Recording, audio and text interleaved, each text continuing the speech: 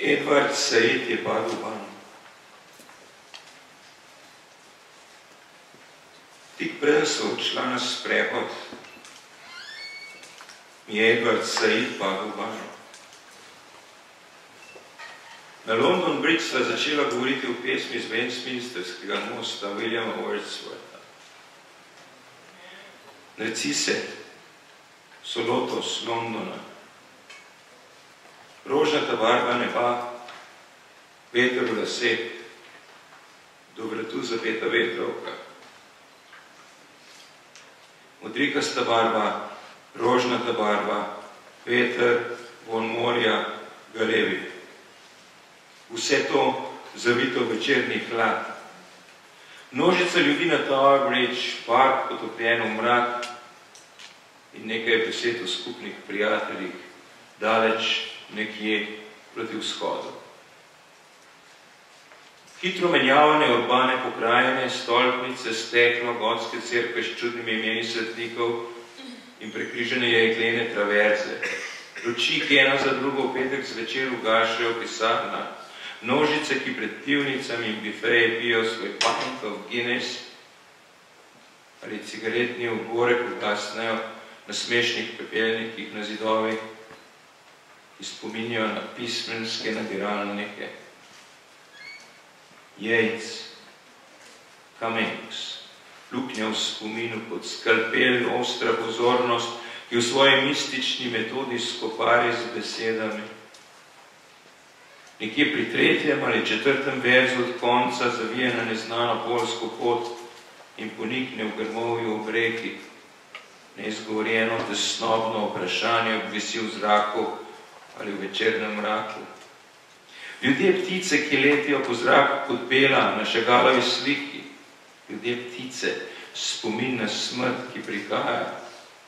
Dickinsonova, Narcisa, v brezmadežno beli obleki iz bombaža, drobna ramena, prsti, vihtijo pero s sadizmom kirurga, ki ti skoplje oči.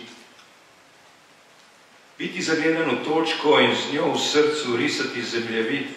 Morda so besede nekoč nekaj pomenile, pripovedovale stare zgodbe, spomine, nesreče, veter v laseh, modrikasta barva večera, ki steguje pajkove noge v zahod sonca, gube na obrazu reke, počasni zamahi kril galeva, ki se vrača v noč.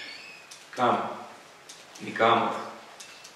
Šum prometa na mostu, množica, ki se prepleta kot kite las na dekliški glavi, smešnjava večera, ki tone v kristalen, zamolčan zrak.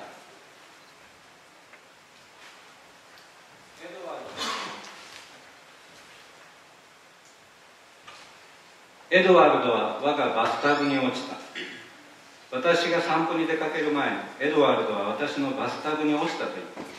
ロンドン橋で我らはウェストミンスター橋について書かれたウィリアム・ワーズワースの詩について論じ始めた。ラッパ水仙はロンドンの初の花、空のバラ色ピンク、林をすり抜ける風、首まで持ち上げられたウィンドブレーカー、海の匂い、海猫、すべては夕方の寒さに包まれて、タワーブリッジに群がる群衆、黄昏に沈む公園、東方のどこか遠く離れたお互いの友人に関して数言、都市景観の急速な変形、ガラスの高層建築、不可思議に響く聖人の名前のゴシック大聖堂と鋼鉄製の交差した針、金曜日の夜のオフィスの一つ一つ消えゆく光、パブやバーの外でギネスを飲み、郵便箱を思い出させる壁にかかったおかしな灰皿にタバコをもみ消している群衆、お前の記憶の中のイエーツ、カミングス、それにアンナ。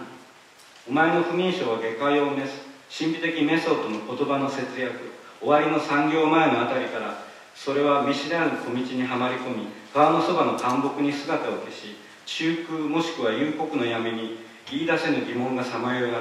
シャガールの鳥人間がシャガールの絵の猫のベラのように空中を飛ぶ。切迫した死の記憶、ディケンズの死、白い木綿ドレスを着たラッパ水仙、お前の目をえぐり出す外科医のサディズムでペンを振り回す小さな肩と指、お前の視線は一点に固定され心に地図を描く。おそらく言葉はかつて意味を持ち、古き物語、回想、事件を語る。林がすり抜ける風、夕日に雲をからげる青い夕暮れ、川面のしは夜帰るときにおもむろに羽ばたくカモメの翼。どこ？交通のうなり、若い娘の頭上の弁髪のような群衆の歩み。夕暮れの混乱は水晶の容赦ない沈黙の大気に沈む。IQ, trmast osud. Ko ga človek sreča v živo, je razočaran. IQ se je zredil, lase se mu je ugnezdila mesečina. Škili. Tesnova je dolgočasna. K poeziji je treba pristopiti vzvratno. Človek se mora strgati duhu. Ples na podzemni železnici. 一休は頑固なロバだ。彼を直接すると失望するだろう。一休は太っちゃった。髪には月が巣を作っている。彼はやぶにらみだ。不安は長引く。死に至る道は裏口から。さあ、元気を出して地下鉄でダンス。ありがとう。Thank you. Hvala.